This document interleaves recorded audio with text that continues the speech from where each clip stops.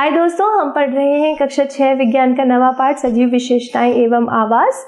और आज का हमारा टॉपिक है जैव घटक और अजैव घटक। ठीक है, तो अब जानेंगे सबसे पहले जैव घटक के बारे में। तो अब जैव घटक के बारे में बात करते हैं तो सबसे पहले बात करेंगे हम किसी भी आवास की, क्योंकि जो हम पढ़ रहे हैं जैव घटक और अजैव घटक ये किसी न किसी आवास में पाए जाते हैं। जैसे अगर हम मरुस्थल का उदाहरण लें तो मरुस्थल का निर्माण दो प्रकार के घटकों से मिलकर हुआ है, जैव घटक और अजैव घटक। ठीक, अब मरुस्थल में पाए जाने वाले जो भी पेड़ पौधे और जीव जंतु है वो तो किसका हिस्सा हो जाएंगे, जैव घटक का। ठीक है, और जितने भी बाकी निर्जीव वस्तुएं हैं वो सब अजैव घटक के अंदर आ जाएंगी। ठीक है ना। अब इसी तरह अगर हम कहें कि ऊंट है, सांप है, बिच्छू है, नागफनी का पौधा है, ये सब मरुस्थलीय आवास के जैव घटक होंगे। ठीक, और मरुस्थल की रेत है, गर्मी है, पानी जो भी कम मात्रा में पानी बरसता है वो वहाँ के अजैव घटक हो जाएंगे। ठीक, तो अब आप समझ गए ना जैव घटक और अजैव घटक। फिर हम शब्द के अर्थ से भी समझ सकते हैं। जैव मतलब जीवित, तो वो घटक जो कि जीवित है और किसी आवास में पाए जाते हैं वो उसके जैव घटक हो जाएंगे, और वो घटक जो कि जीवित नहीं है, निर्जीव है और किसी आवास में पाए जाते हैं वो उस आवास के अजैव घटक कहलाएंगे। ठीक है, तो अब सबसे पहले परिभाषा देखते हैं जैव घटक की।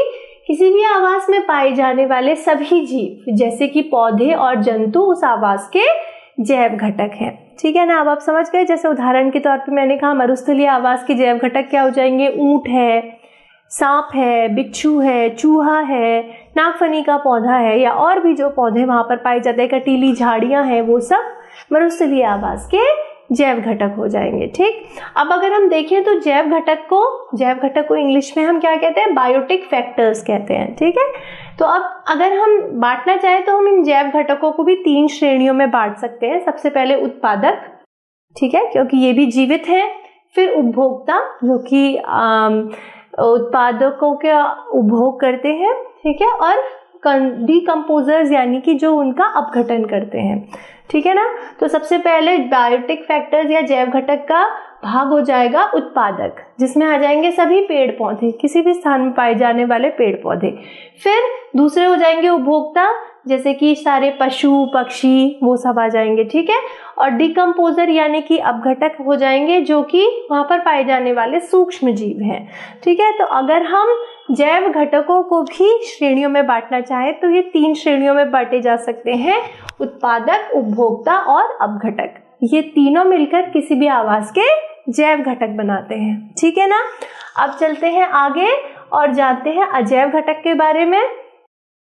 तो चट्टान, मिट्टी, वायु, जल जैसी अनेक निर्जीव वस्तुएं किसी भी आवास के अजैव घटक हैं। ठीक है, जैसे हवा, धूप, वहाँ की मिट्टी, वहाँ का पानी, वहाँ का जो भी वातावरण है, जो भी वहाँ पर टेम्परेचर होता है या जितनी भी गर्मी पड़ती है। ठीक है ना, तो ये सब तापमान, टेम्परेचर माने तापमान, तो उस स्थान का तापमान, ये सब मिलकर किसी स्थान का या किसी आवास के अजैव घटक बनाते हैं। ठीक है, तो अजैव घटक समझ गए आप। चट्टान, मिट्टी, वायु, जल जैसी जो भी निर्जीव वस्तुएं हैं किसी आवास में पाई जाती हैं उन्हें उस आवास के अजैव घटक कहते हैं।